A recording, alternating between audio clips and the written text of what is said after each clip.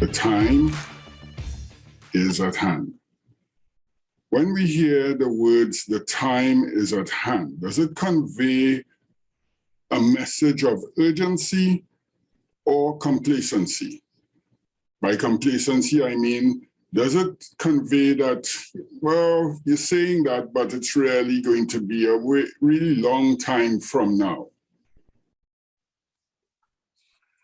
Urgency. Urgency. Beautiful. So when we read the time is at hand in a book like Revelation and come up with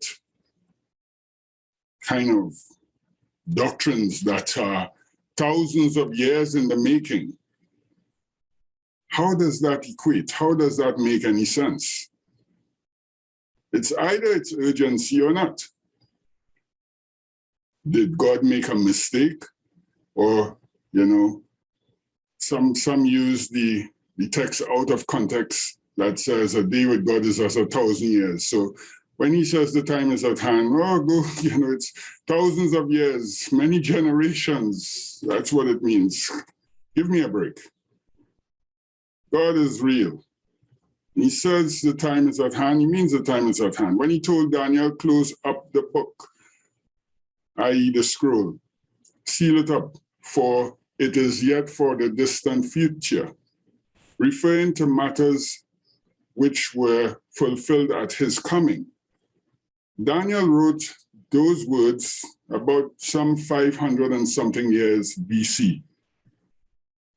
And he told Daniel, what you are writing about me is in the distant future.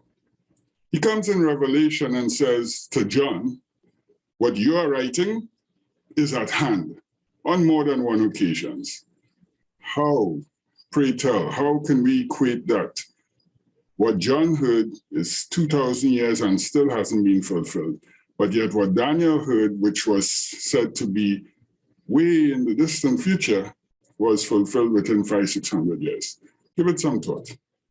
As we get into this subject this morning, the time is at hand. You see, in order for us to understand what God is saying, we must always get the context correct. And so what was the time in Revelation referring to? On screen, you see pictures, artist impressions of the destruction of Jerusalem. This occurred in AD 70. It is referred to as the judgment of Jerusalem. Why judgment? Throughout the scriptures, there are judgments of God.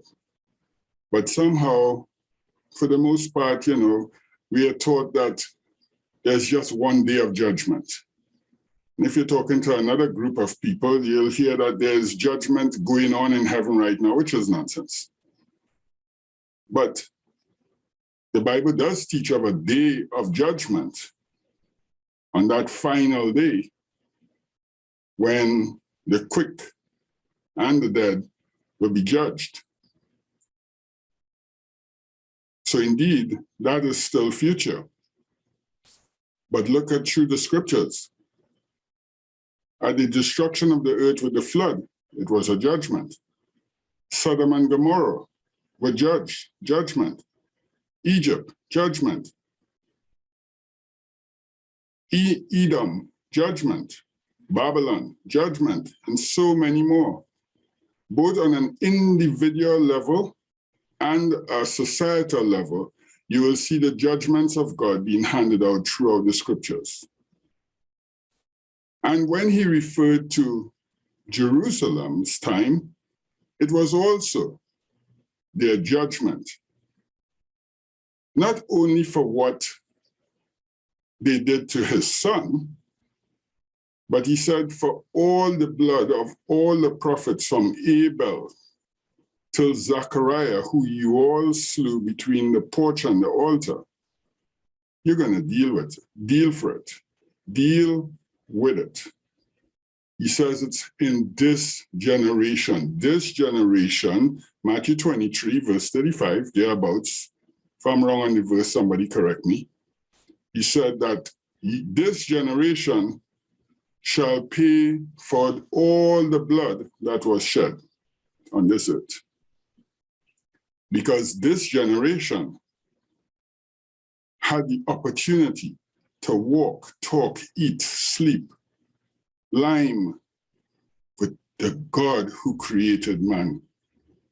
And so they have no excuse. They saw God in all his glory, healing the sick, raising the dead, casting out the demons. They had no excuse. And so that generation, not their forefathers and not their fathers after either, had to pay for all the blood that was shed.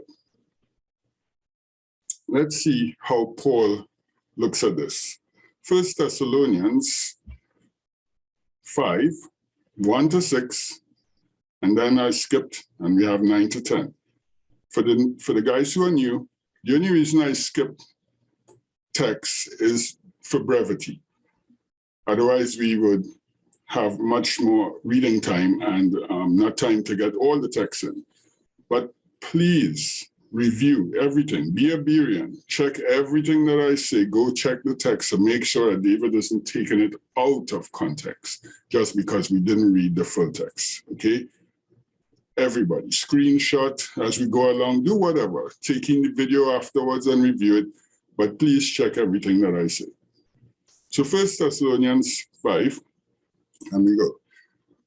But of the times and seasons, brethren, you all have no need that I write that unto you.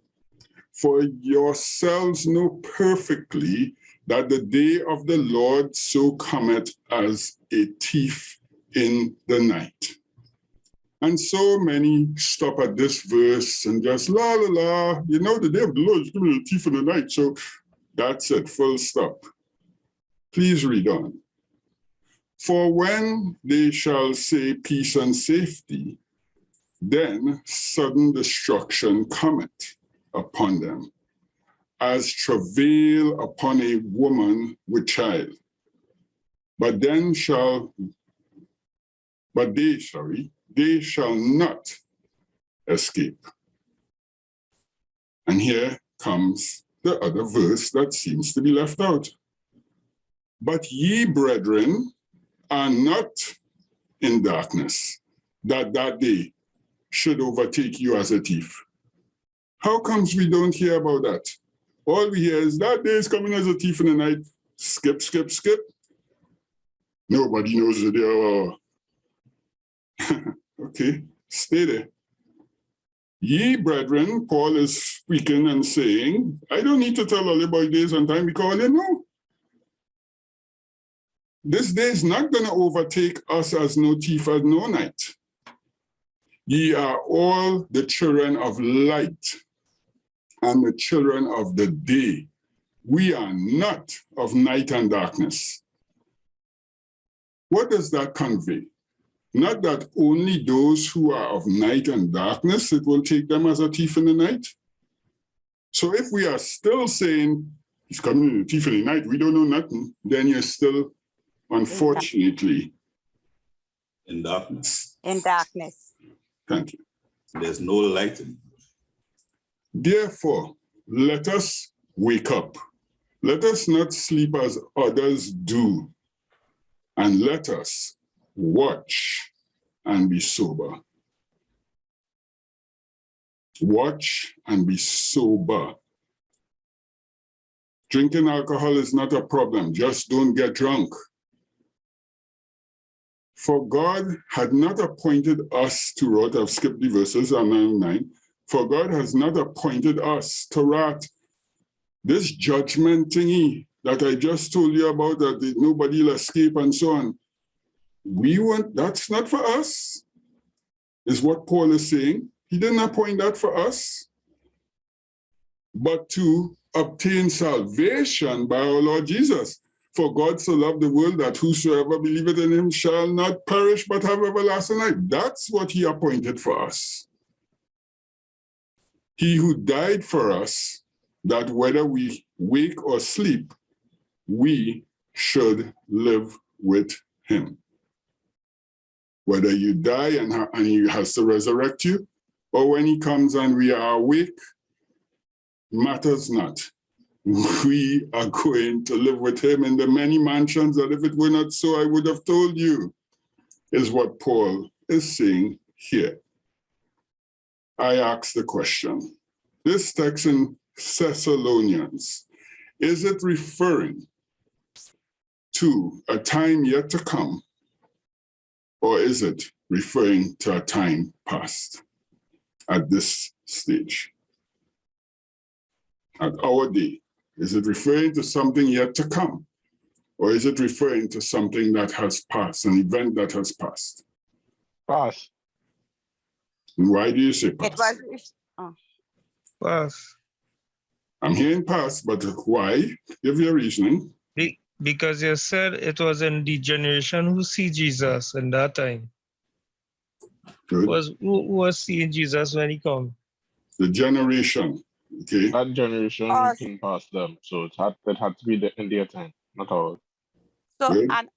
and also when you read it, you realize that he was speaking specifically to them there, because when he's talking, you hear he saying us, and you know, when you look at the timeline, Good person. get to Mhm. yes. Because 21, Mark 13, Matthew 24 say that this generation shall not pass until all these things happen. That's why. Good. And he's using, just like he just said, he's using specific, he's saying, you brethren are not in darkness. You know, is people, you're speaking to people who are in front of you who will be alive to see and understand everything that you're saying. Okay, so then let's take it to the next question. What is the event he's referring to here where the day will not escape you, but it will come as a thief in the night, and there's wrath and destruction? When everybody's saying peace and safety, sudden destruction cometh upon them as a travail of a woman. I guess the ladies in the audience would know exactly what that means, because you all probably have experienced this. You lolly lying, going to the grocery, and then all of a sudden, oops, my water bag was. Mhm. What event Maybe. is this referring to? The destruction of Jerusalem. Thank you. They be coming. Right? This has nothing to do with our day. It has to do with time past. And once we line ourselves, align ourselves, and synchronize with God's time, then the rest is easy to figure out. In order to align ourselves, let's go right back to the beginning so that we can synchronize our watches. Does anybody disagree that this conversation in Thessalonians is referring to, one, the destruction of Jerusalem, and two, what's the other event that had to take place after that? The second coming. His second coming. Second coming. Mhm. The coming, as Dylan said in Matthew 24, Mark 13, Luke 21, that in this generation, all these things must happen. And immediately, And it's long gone. Immediately after the Great Tribulation. That Mhm. will come. Mhm. Roger that. Okay, you getting it? Beautiful. Let's go back to starting. The date of sin is where we're going. Have you guys heard some commenters saying that prior to sin, Adam existed for thousands of years, probably, even eons, but time only started after sin entered? I've heard that. Yes, I've heard that. I've heard that. And what do you all think of that commentary? Does it make sense? Does it sound plausible? Could it possibly have some truth to it? There's not enough evidence to support it just yet. Reading Enoch and Jubilee, Joshua, it's kind of vague, at least in my mind. Okay. So let's take a close look at it. And the way we're going to take a look at it is in Genesis chapter 5, verse 1. Somebody read it from, please. This is the book of the generations of Adam. In the day that God created man, in the likeness of God made he him. And it goes on to list Shem and Enosh and right on to Noah. Those are the word generations there is not the best English derivative for the original Hebrew word. Click on the word. Are you using your Strong's, by the way? Are you using No, I read my physical. All right, well, then I would do it. Let me do this for you guys so that everybody will benefit from this. I'm not even going into the Strong's. This is the genealogy. See there in your scriptures. I just clicked on the text edit note on the side A, but I'll go into it now in the Strong's. The word tola tolda. It's about the family, the generations, his history, descendants, etc. So when you say this is the generations of Adam in the day he was created, it's not an incorrect statement, but it doesn't bring the full weight of what the author is saying to the table. Let's look at it one more time. This is the book which contains the genealogy of Adam in the day he was created, in the day that God created mankind, human. The word man there is also human.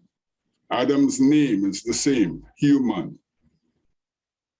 So in the day that God created human, this is his generations.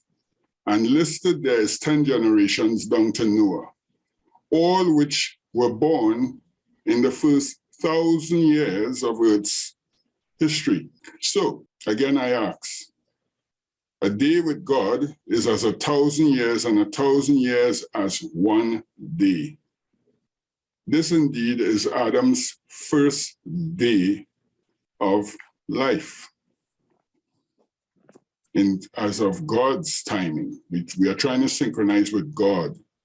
He says this is all the people who existed in Adam's day, the day he was created. And therefore, Adam couldn't have been thousands of years old at this point, could he? No. It would make absolutely no sense. How about if God told the trees, be fruitful and multiply, and for thousands of years or millions of years, whatever, whichever direction they want to go with that, the trees didn't fruitful and multiply yet because they had to wait till sin happened. Then Adam and Eve would have starved. So for thousands of years, God said, as he created them, be fruitful and multiply, and then wait thousands of years to have Cain and Abel, only after sin? Did he tell them be fruitful and multiply after sin or before? Before. Exactly. So guys, this cop-out is really theologians trying to align themselves somehow with Darwin and the rest of the crumpets. So it sound like if they're a little scientific-y, you know? To introduce false doctrines like that is just unbiblical. In 6 days, God created the heaven and earth, and it's 6 literal days. And the seventh, he rested, like we are doing today and having fun. And that's that. Don't introduce any millions or thousands or anything before or after, because that's unbiblical. Adam lived 930 years. He did not live out his day. Just as Christ, God said to him, in the day that you eat, you will surely die. He died in that day.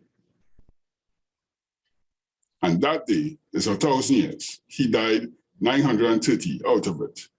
So therefore, guys, there is no way, Jose, that there's any room to introduce a time period before that and add it on, tacky. Let's see what Jubilees 3:17 has to say about the date that sin came in. Here's anecdotal evidence from scriptures, not from men's theories. Excuse David, for the newcomers, could you probably just do a short introduction? Because they're saying the word Jubilee, the book of Jubilee, they may not know. Sure, no problem.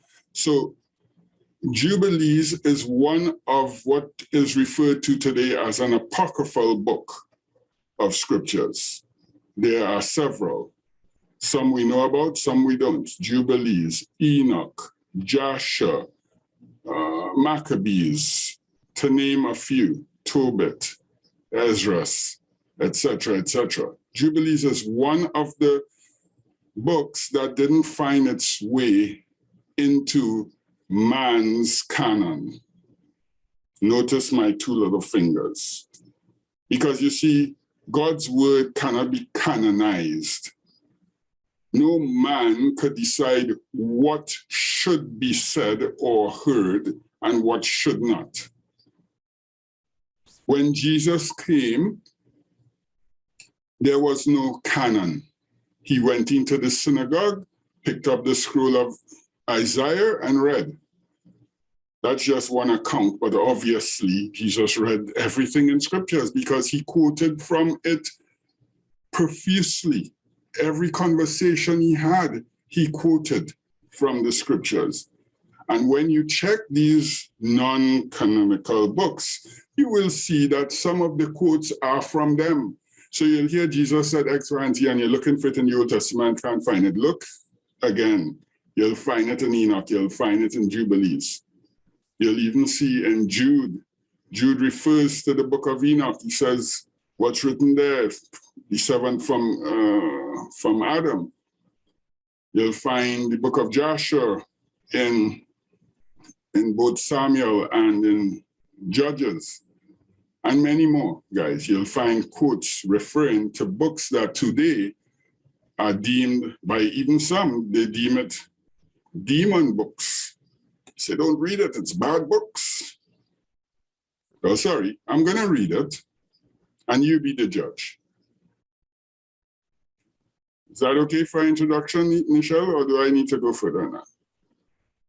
Yeah, I think it was substantial enough. David, let me just read in Jude so they'll get the evidence. In Jude 14, say, and Enoch, also the seventh from Adam, prophesied of these, saying, behold, the Lord cometh with 10,000s of his saints. And that's where Jude was referring to the book of Enoch.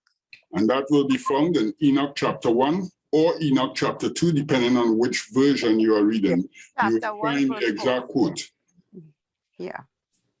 All right, guys. And so, yes, I thank so much for that notation there, Michelle, because I do forget that there are many new guys online today, and even those who will be looking at the videos afterwards who are unfamiliar with all these books. And it's unfortunate because had I been exposed to these books earlier in my Christian walk or in my life per se, I would have been so much better off for it. Guys, when you read the Bible, it's like reading flat, like 2D. When you add these non-canonical books to it, it doesn't take away from it. It doesn't diverse from it. It just amplifies it. It's like reading in 4D. You get the the rocking and the shaking and the steam and the all the elements coming together for the same stories that you've been reading in the Bible for centuries. They just come alive. It adds dimension. Yes. So don't be afraid, guys. Read them. Now, let me do a quick disclaimer. There are things in these books which are nonsensical, literally nonsense.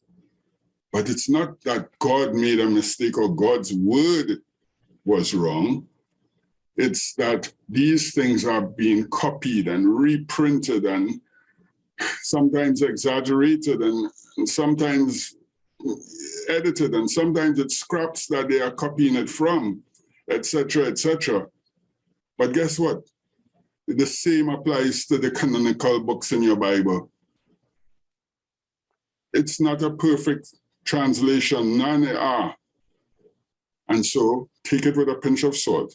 Let God's Holy Spirit guide you as you read anything, and he will guide us into all truth. Jubilees 3:17 goes, and after the completion, by the way, one more thing on this. Guys, long ago, you used to have to go to a Barnes and Nobles or some other bookstore to get these things, hard copy, and pay an arm and a leg for them. Now, Google it. Go to the Play Store. Go on YouTube. There are people reading it out. You don't even have to read it for yourself. It's just a beautiful thing, technology. And for the most part, it's free. All right? Jubilees 3:17. Does anyone know that a day is 1,000 years?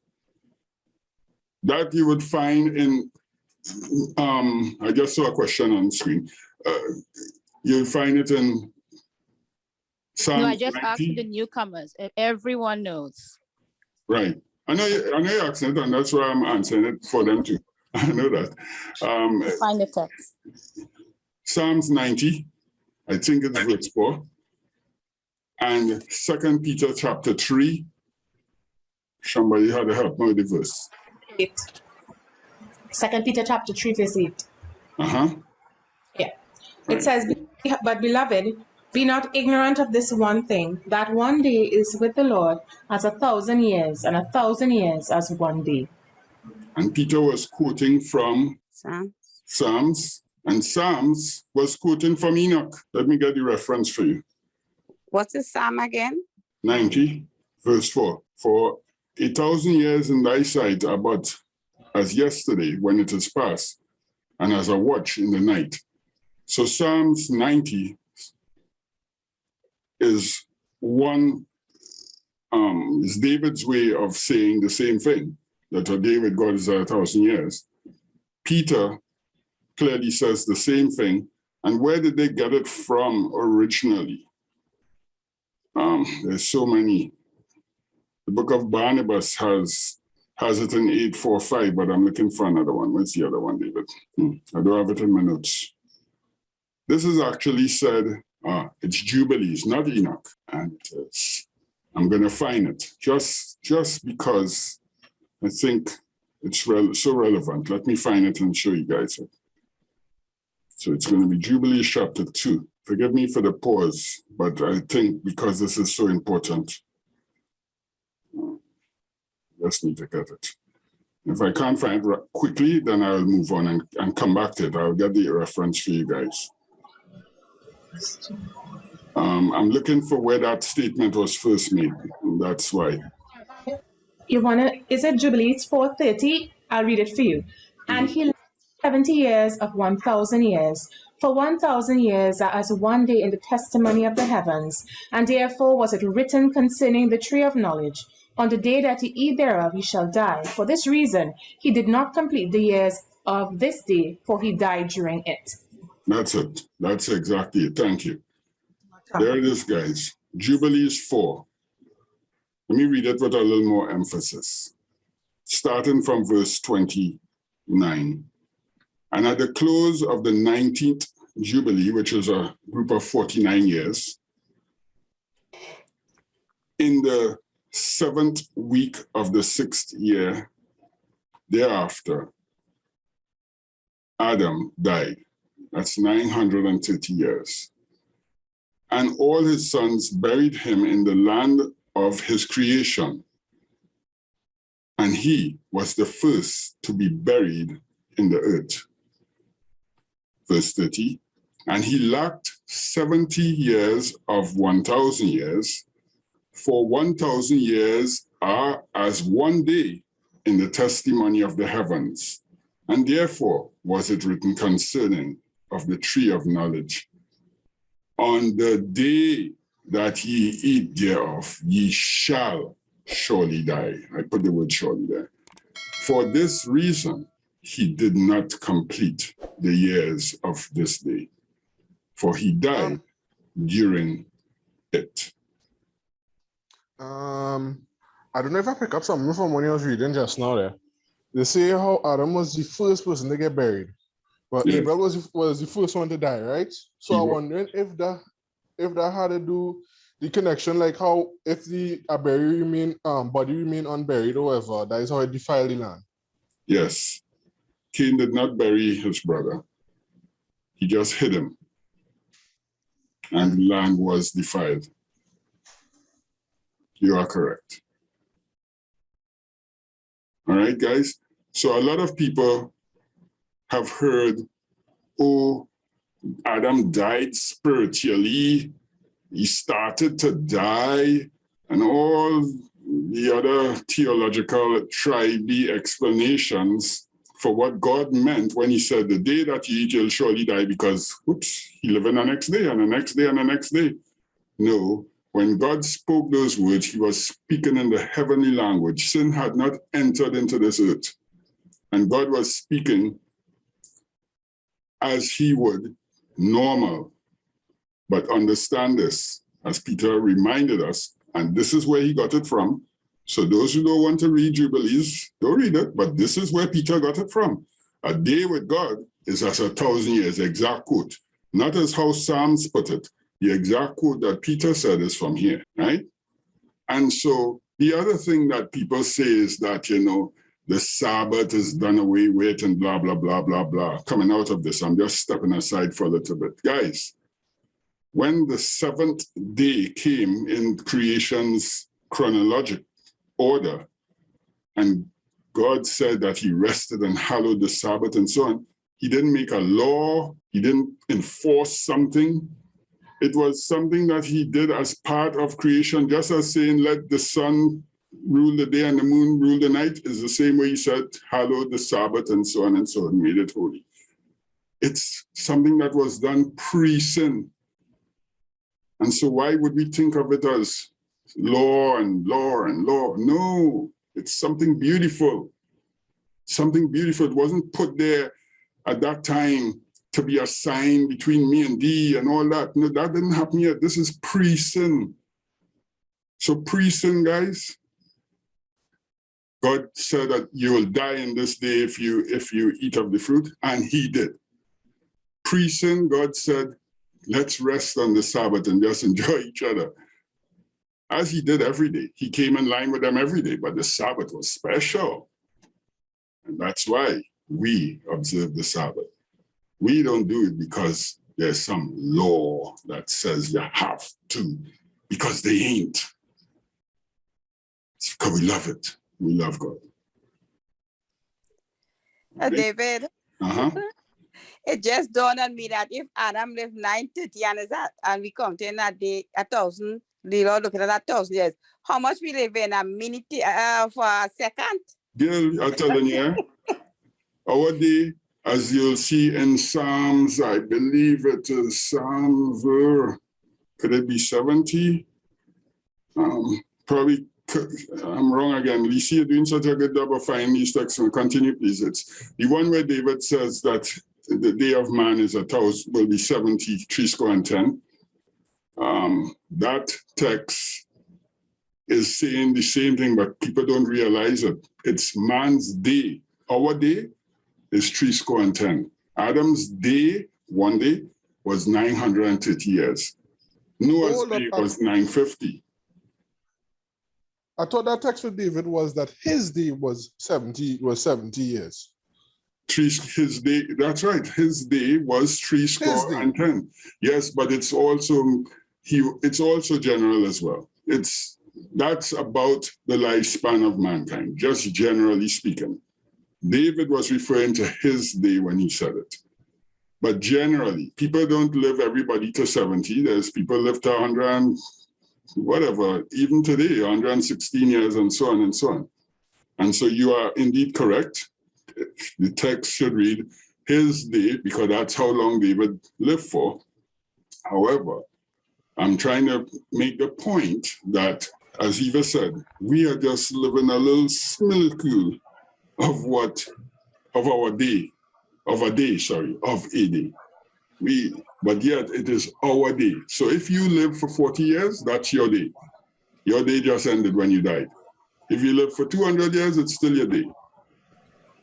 I hope I'm not confusing anybody. I didn't plan to go all down this road, but you all are asking the questions, and so that's how we do it, Not a problem. There's a question in the chat. I don't know if you want to answer it now. What's the question? Somebody called C. Before, the text is Psalms 90 and verse 10. Please. Psalms 90 and verse 10 says, the day of our years are 80 years and 10. And if by reason of strength they be 80 years, yet is their strength or labor and sorrow, for it is soon cut off, and we fly away. Right. That whole text, individual, read it in the first person, David writing. Reread. Days of my years are 80 years and 10. And if by reason of strength I end up being 80 years, yet it is in my strength of labor and sorrow, for it is soon cut off, and I fly away. Right. That's David speaking about his own life. And you all can check it out. David lived 70 years. Find that in the book of Samuel. What is the, thanks, Cece. What is the question? The question is, are we to have a personal relationship with the Lord, which means he speaks to us and gives us wisdom and understanding? Most definitely, we are to have a personal relationship with God. And indeed, he speaks to us and gives us wisdom and understanding. But I would like to quantify speaks to us, so that no one will get it twisted. God speaks to us through his written word. Not, I come in to tell you, I don't know, whatever people just come up with these days. I see that the YouTube is lighting up right now with a whole lot of, for those who have left Trinidad a long time ago, you may forget. Rainfly, David. Rainfly. Thank you. Right? these bachak that is turned into flies and then just swivel off and dead after the rainfall. There's a whole lot of them on YouTube now since the war started in Ukraine. I had a dream and God told me this and God told me that. Listen, I am not saying that. Please do not get that from me. No, God says, seek me in my word and I will guide you into all truth. And so if the words that you are getting is outside of scriptures, then you go ahead and have your conversations with whoever you're speaking to. Because God speaks through his word. He is the word, he was the word, and the word created this world. And outside of that, I'm not quite sure where you're getting your information from. I hope that answers the question. All right. So moving on. I don't want to get sidetracked. Let's go. Jubilees 3:17. And after the completion of 7 years, which he had completed there, which is in the garden he's referring to, after he had completed 7 years. And in the second month, on the 17th day of the month, the serpent came and approached the woman. And the serpent said to the woman, had God commanded you, saying, ye shall not eat of every tree of the garden? When did sin enter, guys? When Adam and Eve ate the forbidden fruit. But when? It's there, I just read it. When? When she was deceived? No, when? Oh, the time. second month. 17th day of the first month. It's in the second month, the 17th day of the month. That is the time. In which year? The 7th year. 7th year. It's all here, guys. There's no speculation. There is no, well, I think he probably lived a couple thousand years and then sin came in and time didn't start until sin. Where all you see that? Where in the scriptures says that time didn't start till sin came in? God started 1 day, 2 day, 3 day, 4 day. How come time didn't start? Guys, it's right here. He lived 7 years before sin came in. And it says exactly what day and what month. So it means it had time, it had years, and it had months from the day of creation, just as I said, this just complements Genesis. So let's not be figuring into the factor all sorts of nonsense that man has come up with. Rather, let's stay with the scriptures. Moses wrote the book of Jubilees. Let's stick with a man who went up on the mountain and got it straight, rather than listening to those who want to Darwinize the word of God. You see, you so want to it's like, you're so trying to kind of, what's the word, to please everybody, that you want to introduce other theories into the scriptures so it will sound good. No, you're not sounding good. No. Let's just stick with the scriptures. But the word of God is nonsense. Full stop. The word of God sound good enough to me. That's right. And it's all we need. So, guys, not thousands of years, 7 years Adam and Eve lived in that garden prior to sin. And in the second month, on the 17th day of the month, was the day that sin entered the world. Let's move on to the next phase of the game. The flood contains the key to unlock God's time. Back to Genesis. Genesis 7, 4, 6, 7, 11 to 13, 17, and 20. Feel free to lead the whole thing in your own time. For yet 7 days, and I will cause it to rain upon the earth 40 days and 40 nights. And every living substance that I have made will I destroy. Will I destroy from off the face of the earth. And Noah was 600 years old when the floodwaters came upon the earth. And Noah went in, and his sons and his wife and his sons' wives with him into the ark because of the waters of the flood. In the 600th year of Noah's life, in this, watch this, second month, the 17th day of the month, the same day were all the fountains of the great deep broken up and the windows of heaven opened. What is the significance of that date? That's when. Judgment Day? No. What is the significance of that date? It's the same date, the month and the day. The 17th of the second month. That's the day of sin. Yeah, that's the same day that sin came in. Why I use the word judgment? That was the death sentence for Adam. And it's also the death sentence in Noah Day for the rest of the world. Okay. But the significance, let's be straight. Time. The significance, guys, is that it is the same day when sin came in. Sin came into the world. Let's not add or delete it. It's the same day that sin came into the world. It's the same day that the flood came and destroyed so many sinners. And the rain was upon the earth 40 days and 40 nights.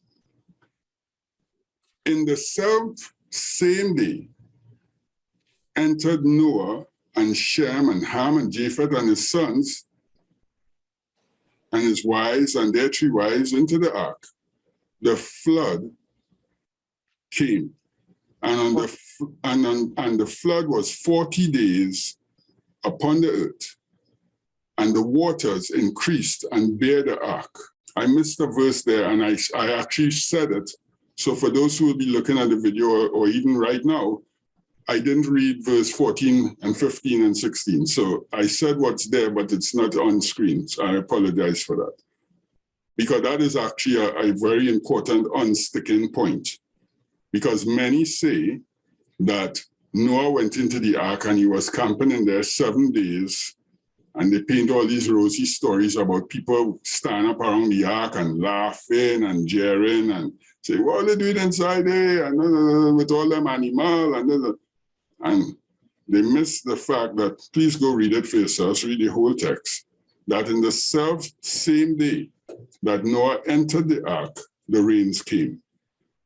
So the whole Nancy story is thrown out. And they use it and talk about probation and other nonsense. That's unscriptural.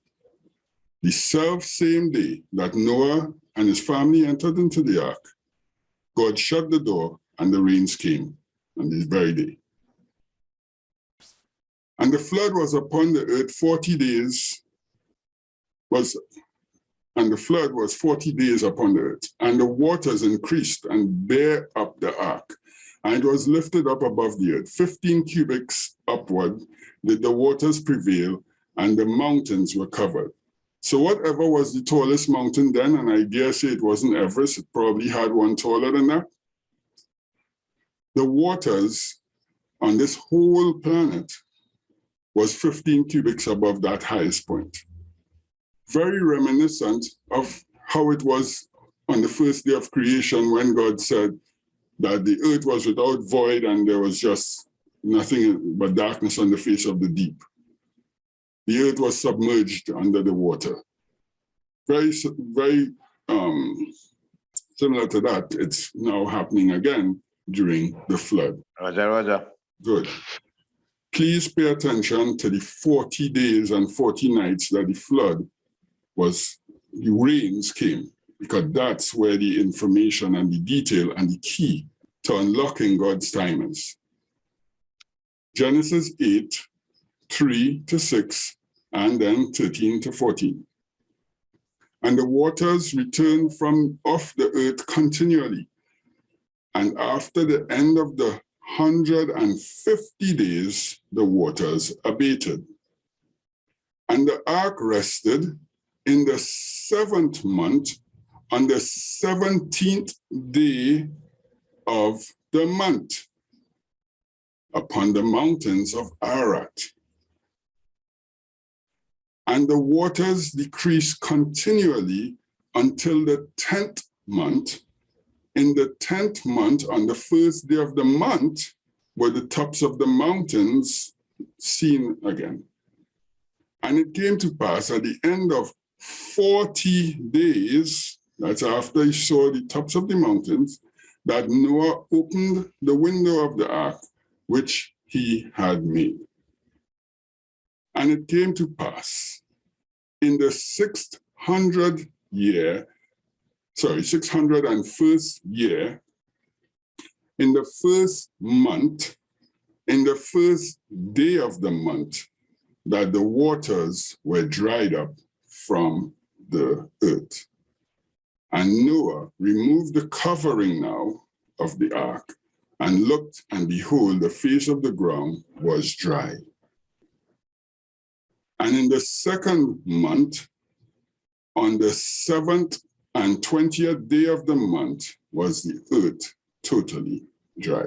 So we see dry, but it's really drying and then dried. But it's King James translation at work for you, saying dry twice. The earth the waters were abating, the earth was drying, and now finally it is completely dry. Now for the clincher. Jubilees chapter 5, 22, 23, 25-32. I know a lot of this dating may confuse some because Well, it's just a lot of numbers, but it will become very, very clear. Stick with me for 5 more minutes, guys. It's going to come crystal clear why all these numbers are so important to understanding God's time. Because ultimately, it's about his return, his final return, and when he's coming back. So don't miss it. This is the clincher here. And Noah made the ark in all respects as he commanded him. In the 27th Jubilee of years, in the 5th week, in the 5th year, on the new moon of the 1st month. So the ark was completed on the 1st of the 1st month. Is this the 1st of January for the new guys? Anybody help me? Is this the 1st of January? No. No. Did the Gregorian calendar exist at that time? No. No. There was no such thing as January anyway. It still isn't. Right? God's first day, you'll find it in Exodus chapter 12. First month, sorry, you'll find it in Exodus chapter 12. When he came and reminded the children of Israel through Moses what month they were in, because they would have lost track of time. They were just slaves in Egypt, and every day was work day. That's it. Now God came to reset their clocks. He told them what month they were in, and he was moving them out of Egypt, the first month. Notice, Noah completed the ark, not just in the first month, on the first day of the first month.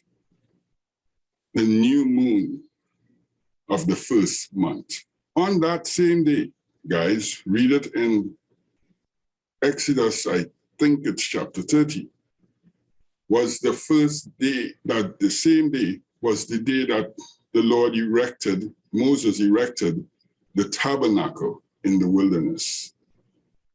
The first day of the first month. And there's so many other things that this date is so significant in relation to that it ain't funny. But we have other videos on that. For today, I'll just keep it short. We're talking about creation. That started on the first day of the very first month of the very first week ever in this world's creation. Here we see the ark was finished on the first day of the first month. And he entered in the 6th year thereof. Whoa, you see the mention? He didn't finish the ark and then a few days later enter. 1 year has passed, ladies and gentlemen. He finished it in the 5th year. A whole year that ark was sitting there before he entered into it. And he entered thereof in the 2nd month, on the new month of the 2nd. The new moon. New moon, sorry, of the 2nd month. Till the 16th day he entered. So from the new moon of the 2nd month, he started going in there. It takes time, guys, to get all those animals in there. That whole year was used to get all the provisions into the ark. You can't just go into the ark and live for a whole year, which is how long they were in there. And it would have only taken you 16 days to get all the provisions in. No, just like Joseph used the time, the 7 years of plenty, to build barns and so on and stock up for the 7 years of famine. The year after Noah finished the ark, wasn't spent idly watching it and admiring it and saying, woo, this ark looks so beautiful.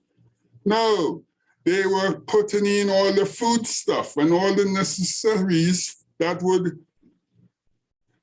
support life during the flood.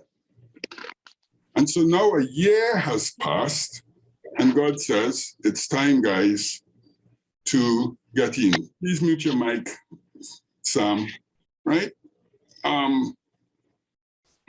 So we have reached the 16th day of the 2nd month. What's significant about the next day? That's the day. 17th. The 17th. Seeing it? Good. And he entered into the ark. We brought to him into the ark, and the Lord closed it from without on the 17th evening. Notice specific, not just the 17th. On the evening of the 17th, the Lord closed the ark from outside. We know that part from Genesis. What is the dimension here is that now we know it's the same day that sin entered the world. You think God joking when it comes to time? You think this is just a coincidence? Or was God working out a plan here to show us how he operates? Verse 25. And the floodgates began to pour down water from the heaven 40 days and 40 nights. And the fountains of the deep also sent up waters until the whole world was full of water. And the waters increased upon the face of the earth.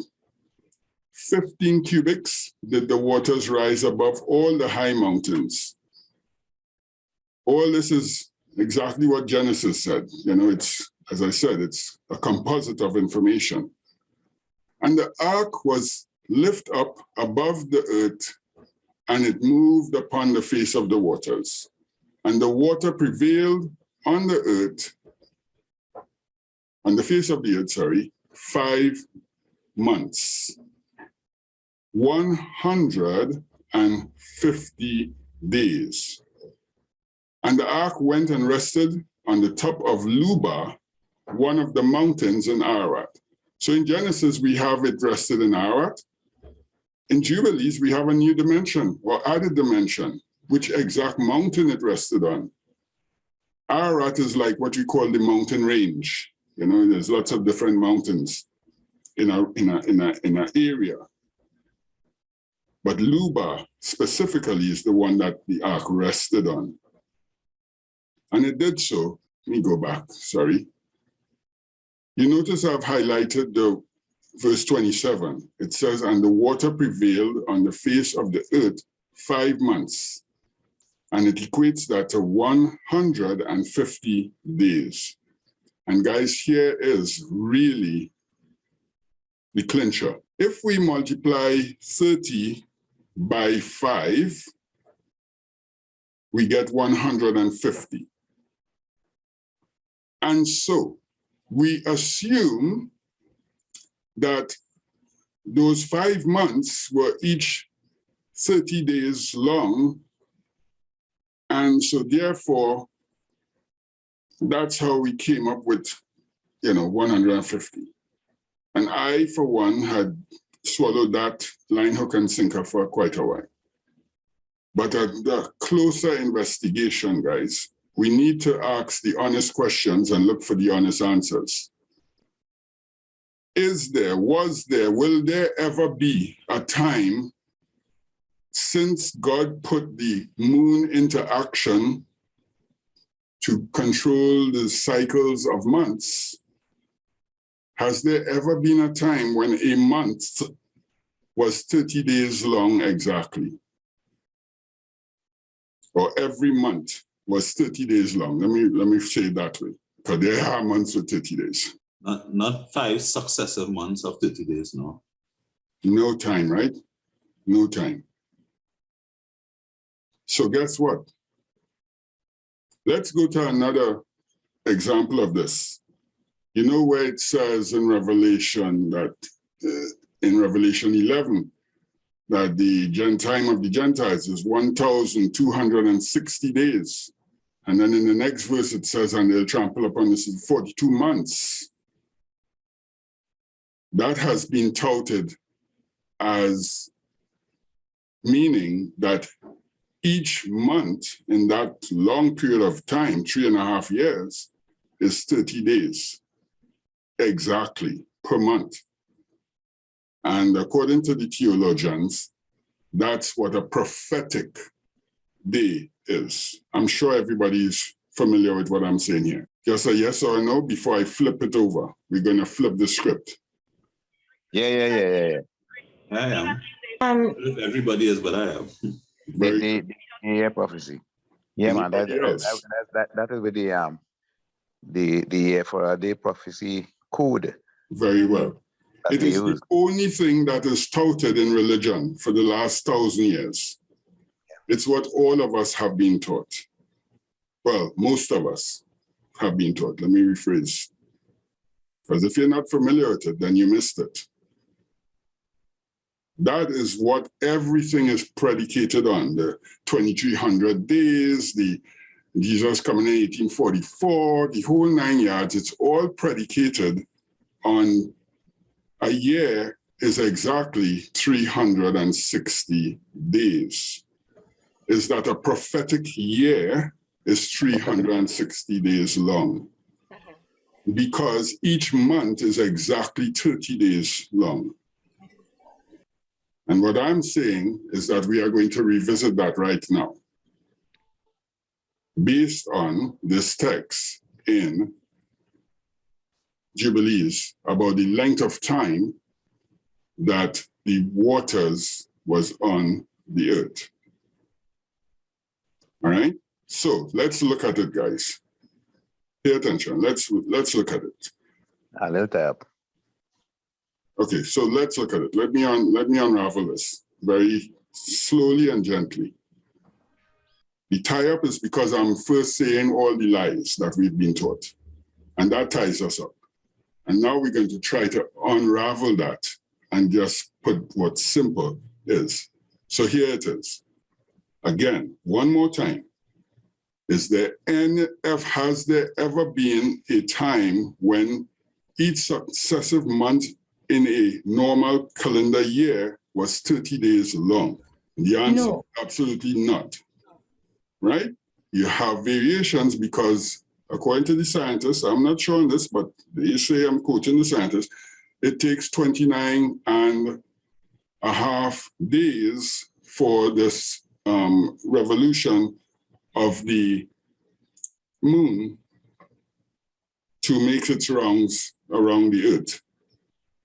And that, because of that, they have to either have a 29-day month or a 30-day month because you can't have a half day, as a full month. Right? Everybody's familiar with that. Now, since that is the case, let's revisit what it's saying here, that in verse 27, and the water prevailed on the face of the earth 5 months, which is equated to 150 days. Ladies and gentlemen, it wasn't saying that there were 5 equal months of 30 days. What it is saying is that, and you can carry this to the bank, that the waters was on the earth for 150 days exactly, which is, if you're saying it in months, 5 months. In other words, if it was 2 days after the 5th month, it's still 5 months. When God said that to use, let me use an example. When he said that you must use a lamb that is a year old for the sacrifices, without blemish and so on and so on, is it that you check, well, this lamb was born on the 21st of, and I'll use our months just for simplicity, on the 21st of January. So you have to find a lamb that is exactly, 1 year old on the 21st of January the following year, and that's what you sacrifice. Is that what happened? Is that how it worked? I don't think so. No, right? A lamb that is a year old could be a year and 1 month, a year and 2 months, a year and 3 months, a year and 4 months, 5, 6, 7, 8, 9, 10, 11, it's still a year old. Agreed, disagree? Agree. Yeah. If that you have a second either. I am 27 years old. Is you young and looking? I'm 27 years young. Nope. If you ask me my birthday 3 months from now, I will still be 27 years young. Now, if you want to drill down and say I'm 27, 3 months and 4 days and 52 seconds and all that, then have at it. But who goes around doing that? You just say you're 27 until the year changes, and then you're 28. Are you with me, guys? Yep. Yeah. Good. So there's no such thing as a prophetic year in prophecy, or a prophetic month, or a prophetic day. God, who set up time in Genesis chapter 1, and specifically on the 4th day, when he put these two great lights to govern the days and the nights and so on, and the seasons and times and days, why would he come and switch that when he said something perfect? At the end of the day, he said it was perfect. Why would he change it? No, God doesn't change. So guys, let's reread this. When we see that the waters prevailed for 5 months, which was 150 days, it's 5 months, regardless of if some were 29, some were 30, or whatever, it's not 5 equal months of 30 days equaling 150. The accurate information is that it was there 150 days, and the relative information is that it was 5 months. And now I'm going to prove that from scriptures. Is that okay?